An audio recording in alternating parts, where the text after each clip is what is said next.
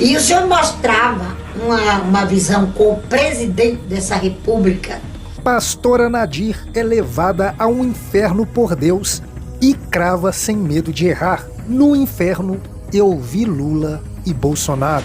Ela também revelou um detalhe sobre Lula que passou desapercebidos por muitos, mas isso você vai ver agora.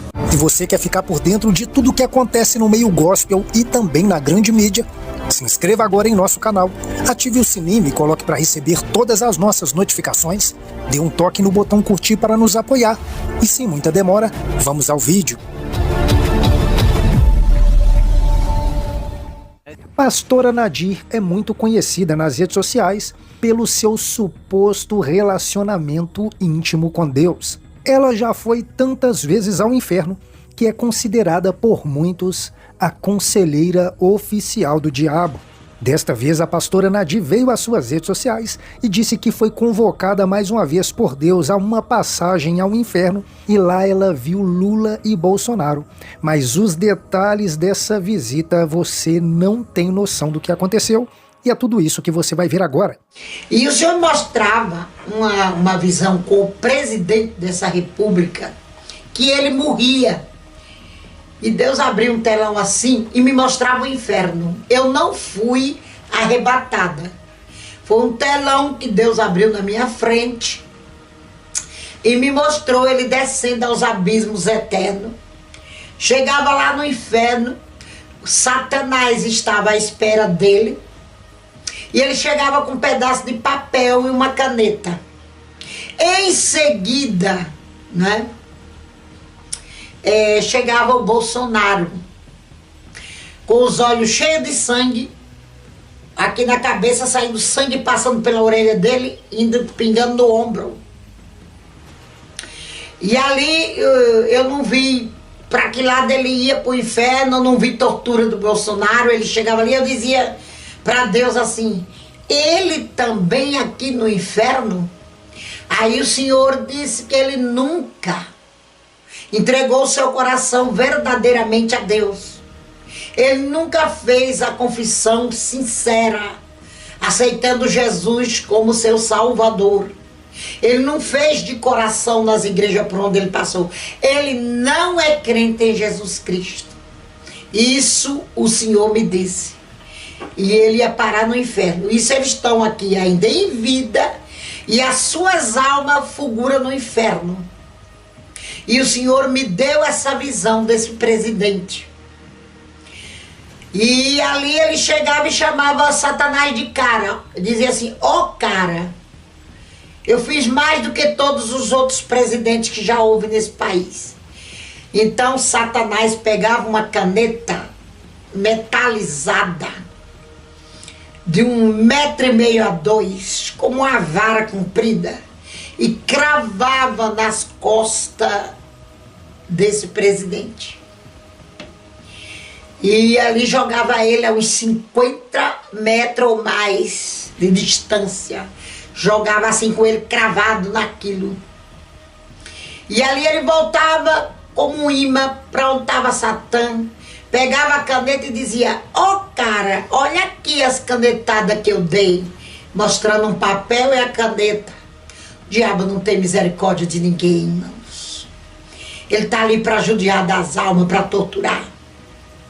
E ali ele pegou de novo, fez a mesma coisa, e dessa vez eu senti a agonia. O Senhor fez com que eu sentisse nas minhas costas a agonia, a angústia que ele sentia, esse presidente. A tortura que ele estava sofrendo, eu pude sentir a agonia dela e foi terrível. Foi terrível. E ali eu ficava procurando aonde tinha ido Bolsonaro lá dentro do inferno, mas eu não achava mais. E ali a visão terminava dessa maneira. E o Senhor falou que eu podia gravar e pedir aos irmãos queridos, à igreja que me ouve, que nós nos unamos em oração, para Ele nos dar uma vida melhor nessa pátria. Glória a Deus. O que o Senhor está pretendendo fazer no nosso Brasil, né? Nos dá uma pátria melhor pelo poder da oração. se nós nos importar com isto, acreditar nisto, glória a Deus, que o Senhor pediu a oração de todo o povo cristão brasileiro. Vocês que me ouvem, vamos orar. Antes de eu falar o resto, aqui está também conosco a nossa irmã missionária Cristina, que vai falar também sobre... a irmã vai falar já sobre algumas coisas que bate com a visão que Deus me deu, que entra em concordância com essa oração que Deus falou comigo, depois que eu tive essa visão desse presidente no inferno e do Bolsonaro. E aí eu tô orando já para Deus nos dar um presidente tipo Bukele lá de El Salvador, porque aquele resolveu o problema do país dele, né? Então eu estou pedindo a Deus que suscite um assim, que levante um assim, se for da vontade dele, porque Deus, ele não faz essas coisas se o povo não clamar, né?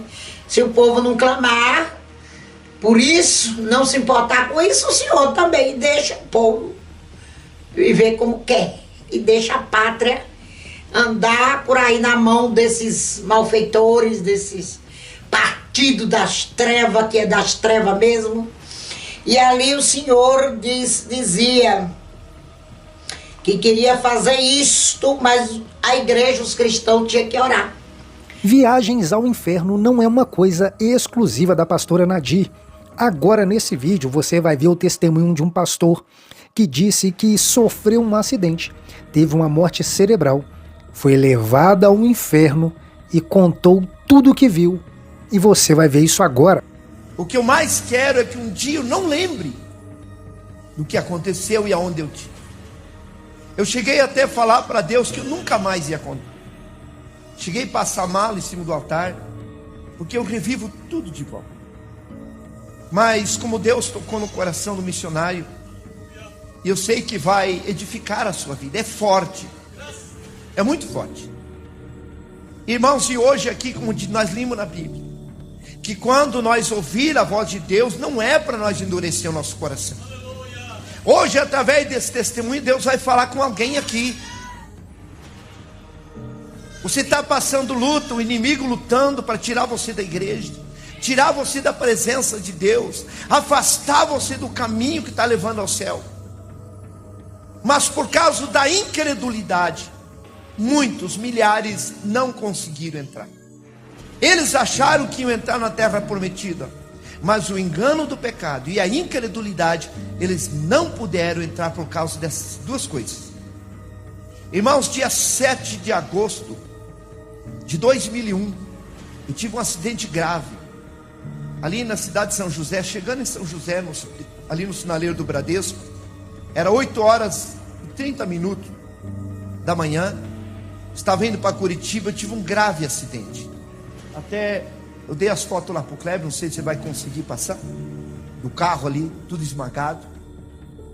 E nesse acidente teve 2 pessoas que perderam a vida, a falecida esposa e mais uma irmã que estava comigo. Eu estava na igreja, Deus tinha falado, era um plano de Deus, porque nem tudo que acontece na nossa vida é o plano de Deus, mas tem coisas que é o plano de Deus. E ali eu perdi a minha esposa e mais uma irmã da igreja. Eu estava dirigindo a igreja, estava firme na igreja, trabalhando na obra, e aquilo, irmãos, foi me entristecendo, porque na luta que o diabo vem, e aí ele começa a fazer nós questionar, e começa, irmãos, a fazer nós ficar meio com dó de nós mesmos. E eu lembro que eu fiquei mais uns 3 meses dirigindo igreja, e cada dia que eu vim na igreja eu voltava assim pior, o diabo lutando. Como foi acontecer isso? Por que isso? 2 filhos prematuros ainda, muito apegado à mãe, e meus filhos não queriam ir para casa, ficavam esperando a mãe, queriam, vamos esperar a mãe, vamos esperar a mãe. Aquilo foi me entristecendo. E nós temos que tomar cuidado de tomar decisões precipitadas na luta. E ali eu comecei a tomar decisões erradas. E a tua decisão de ontem é o que você é hoje. E a decisão de hoje é o que nós seremos amanhã. E eu lembro que eu cheguei e disse assim: olha, eu não tenho mais condição de dirigir igreja.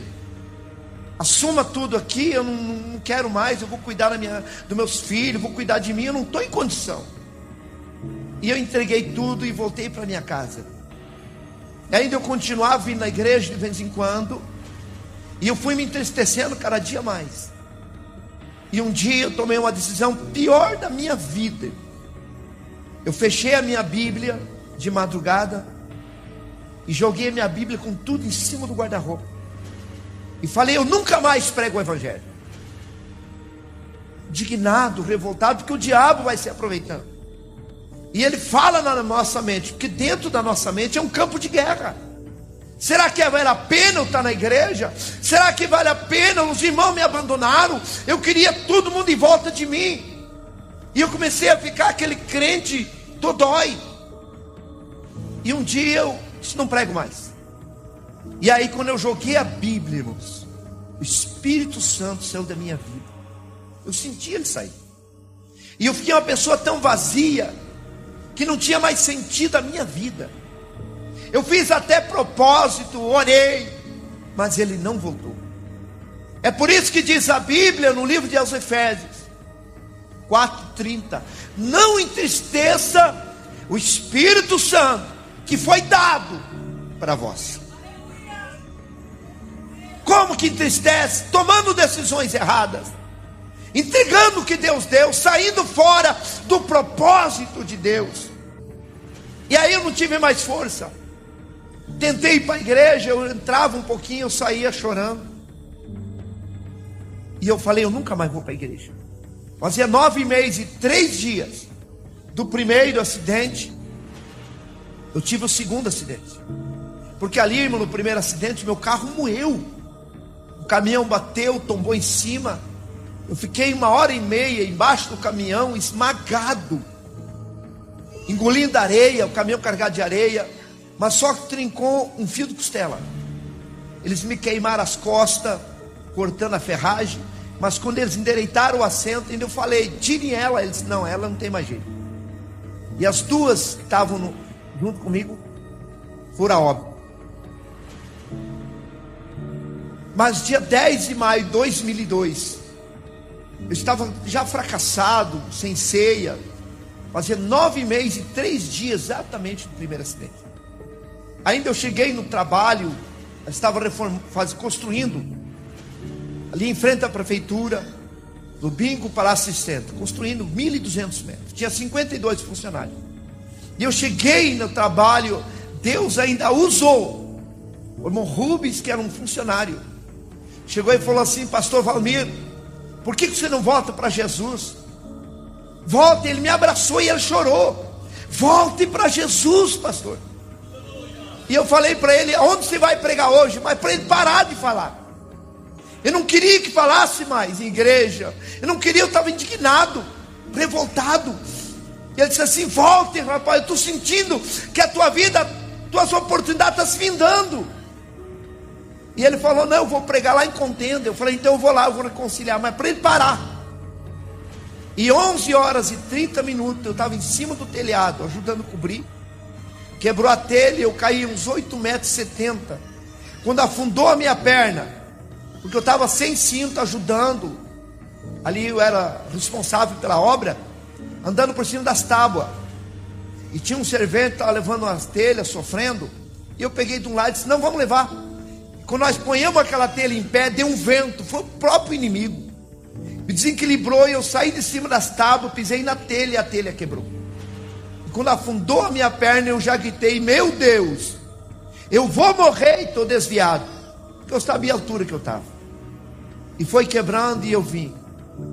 E quando eu caí no chão, eu levei as mãos, quebrou os meus 2 braços. O braço esquerdo ficou mais curto, uns 15 centímetros. Meu braço, meu direito também quebrou, o joelho. E eu bati minha cabeça e deu traumatismo craniano. E quando eu caí no chão, irmãos, eu tentei reconciliar, mas não tive mais força. E aí começou a gelar o meu corpo, eu vi a morte. A morte vindo em forma de uma lesma, ela veio, eu comecei a gritar: não, eu não posso morrer, não faz isso comigo. E ela foi me engolindo, eu fui gelando. Eu fui gelando como se estivesse entrando dentro de um congelador. Quando ela acabou de me engolir, eu fui saindo do meu corpo. Eu saí do meu corpo tão natural, como tirar o meu pé de dentro do sapato. Você vai deixando o pé dentro do sapato, sim, vai ficando o sapato. Vida após a morte é real, que nem essa, irmão, natural. Eu fui descolando do meu corpo, foi saindo, e eu fui subindo como um balão que escapa de uma mão de uma criança. Fiquei à altura assim do teto da igreja. Eu via meu corpo, eu vi ainda o irmão Rubens segurando minha cabeça e meu corpo, rodeado de funcionários, e eles gritavam: socorro, ele está morrendo. E eu dizia: irmão Rubens, me ajuda a voltar. Eu saí do meu corpo, irmão Rubens, me ajude. E eles não me escutavam, só cuidando. Eu vi chegar o SEAT, eu vi esponhando no SEAT, eu vi embora meu corpo, e eu fiquei ali gritando: me ajude, eu morri. Aí eu escutei uma gargalhada, e olhei assim, tinha 2 demônios me olhando, mais perto do que na parede, e eles rindo. Você já viu aquelas pessoas oprimidas, que cai, que dá aquela gargalhada de deboche? E eu falei: vocês não vão me tocar. Eles falaram: você morreu desviado. E eu pensei: não vou reconciliar. Mas quando eu pensei, eu falei: não adianta mais, eu já saí do meu corpo. Ah, meu irmão, tão difícil é para uma pessoa que morre desviado. Ali se encerrou todas as oportunidades. Eu tentei reconciliar, eu falei: vocês não vão me tocar.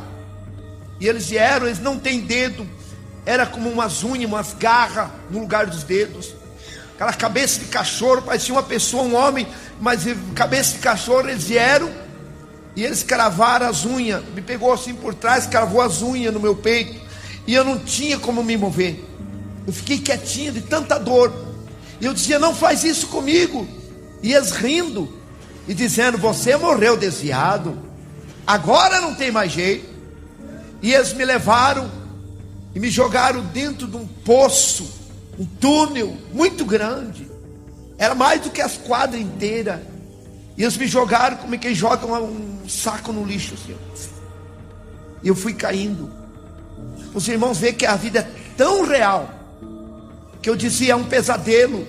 Não é verdade que eu morri? Não, eu não morri. Eu vou me acordar, eu vou voltar para a igreja. Não é verdade que eu morri desviado. Mas quando eu abri o olho e olhava, eu caindo e sumindo a claridade da boca daquele túnel, e eu caindo, e fui entrando numa escuridão, e eu gritava para os meus filhos: solte uma corda. Eu caí num poço, pelo amor de Deus, me tirem daqui. E eu gritava: meu Jesus, não deixe eu ir para o inferno. Vida após a morte é real. A pessoa, irmão, você enquanto está vivo, você sente dor, por causa da alma e do espírito que está no teu corpo. Por que uma pessoa morta pode esquartejar, cortar? Ele não sente nada, porque a alma e o espírito saiu dele. E o que faz nós sentir, pensar, a consciência é a alma, é o espírito. E eu fui, irmãos, caindo, e fui escutando, irmãos, gritos muito alto de milhares de pessoas. E eu fui chegando perto, e quando eu cheguei perto, eu senti um calorão, como fosse um chaminé de uma churrasqueira acesa. E eu fui chegando perto, irmãos, para você ter uma noção, é como uma pessoa estivesse dentro de um vulcão. Não tem para onde você ir. Se você queimar o teu dedo, você põe o dedo na água, você protege, mas você cai o corpo inteiro dentro daquele fogo. E ali eu comecei a gritar: por que eu desviei do evangelho? Ah, meu irmão, eu gritava, eu preguei o evangelho, eu sabia que o inferno existia. Ah, meu irmão, se você soubesse quantas mil pessoas estão lá desesperadas, gritando, pedindo uma oportunidade. Quantas vezes eu preguei a parábola do rico e o Lázaro, mas nunca imaginava como é. Se um ser humano escutar os gritos daquelas pessoas que estão lá vivas, conscientes, a pessoa, irmão, perde a memória. Irmãos, eu já ajudei a cuidar pessoas doentes, fase terminal. Quem já ajudou a cuidar? Você sabe, é triste, é horrível. Aquela pessoa ali, ai, você não consegue dormir, você não consegue comer, duvido, não consegue comer. Lá no inferno, irmão, não é assim não. É de rangir os dentes, é desespero. É aterrorizante os gritos deles. Irmãos, eu lá no meio junto com eles, gritando. E eu gritava, por que eu desviei? Quantas pessoas, irmãos, que por causa de uma luta, por causa de uma repreensão, ele sai da igreja, e ele achando que ele é eterno, ele não sabe que amanhã ele pode ter um acidente, ele pode infartar, ele pode morrer, e para onde ele irá? Você já viu tantas pessoas no caixão, mas você já se viu num caixão? É normal você ver uma outra pessoa no caixão, é normal você ir num velório de um familiar, mas você já se viu num caixão? Quantas pessoas, irmãos, que não quer servir a Deus por causa de um familiar, um amigo, um namorado, a esposa ou o esposo, mas se essa pessoa morrer, a família vai levar só o corpo no cemitério, mas ele já saiu dali, e para onde ele irá? Não tem desculpa. Deus vai perguntar: quantos anos você viveu na terra? Tantos anos. Olha, você viveu tantos anos, você teve oportunidade, você ouviu falar de mim. O inferno existe, é real, existe, eu tive lá, aleluia. E eu estava lá, irmãos, pela medicina eu fiquei 3 dias e meio lá, porque eu tive morte cerebral no hospital evangélico. Eu fiquei 3 dias em morte cerebral. No dia que eles iam tirar os aparelhos, foi o dia que eu voltei para o meu corpo. Mas é horrível, irmãos, é horrível. Eu digo para vocês, eu só tenho o diabo como meu inimigo, não tenho nenhum ser humano. Eu não quero que ninguém vá para lá. Inferno não foi feito para ser humano, irmãos. As pessoas, eu fui para lá achando que eu não ia. Quantas vezes meus amigos lá em casa, crente, dizia: pastor Valmir, o senhor pregou, o senhor dirigiu região, o senhor dirigiu muitas igrejas, quantas almas você ganhou? Eu dizia: você está me condenando porque eu parei de pregar? Quem não tem pecado, atire a primeira pedra. Eu falava isso para as pessoas pararem de pregar para mim. Isso é desculpa, isso não justifica. Eu achei que eu não ia para lá porque eu estava parado. Mas quando eu saí do meu corpo, aí eu vi que não tinha mais. Eu estava lá, irmãos. Tem coisas, irmãos, que eu não consigo contar, porque cada pouco assim, irmão, tinha um demônio que dava um grito lá no fundo, Senhor. E quando aquele demônio gritava, vinha com uma onda de calor muito mais forte, e vinha assim aumentando o grito, conforme vinha aquela onda de calor, e aumentando, e eu já começava a gritar, porque aumentava não sei quantas calorias a mais, graus de calor. E nós ficávamos ponto assim, irmãos, lá não morre, senão morria. E quando passava aquela onda de calor, um pouco ele gritava de novo, e aquele desespero: socorro, água, me ajude, meu Deus, me tire daqui, me tire daqui. Quantas pessoas que estão lá há milhares de anos, e eles ouviram a palavra de Deus, eles ouviram que tinha que renunciar, e eles não quiseram renunciar. Hoje você está aqui ouvindo, eu não quero que você para lá, aleluia. A primeira coisa que o diabo tira do crente, diga: temor. É isso que ele tira. Começa aquele negócio, não tem nada a ver. Não tem nada a ver. Eu nunca achei na Bíblia a palavra escrito não tem nada a ver. Mas eu achei escrito assim, ó, que o Senhor Jesus não tem nenhuma comunhão das trevas com a luz. Nós estamos vivendo os últimos dias, as pessoas se corrompendo. No livro, irmãos, de Salmos 111, e versículo 10, fala ali sobre que o temor é o princípio da sabedoria. Quando a pessoa, irmãos, tem temor de Deus, temor, irmãos, não quer dizer que é medo. Como que é o temor? O temor, irmãos, é uma pessoa que teme a Deus, é o respeito, guarda os mandamentos. Temor, uma pessoa que tem temor, ele se afasta da imundícia do pecado. O temor de Deus, ele respeita os mandamentos, ele tem prazer de obedecer a palavra. Ele obedece porque ele ama a palavra de Deus. Não perca o temor de Deus.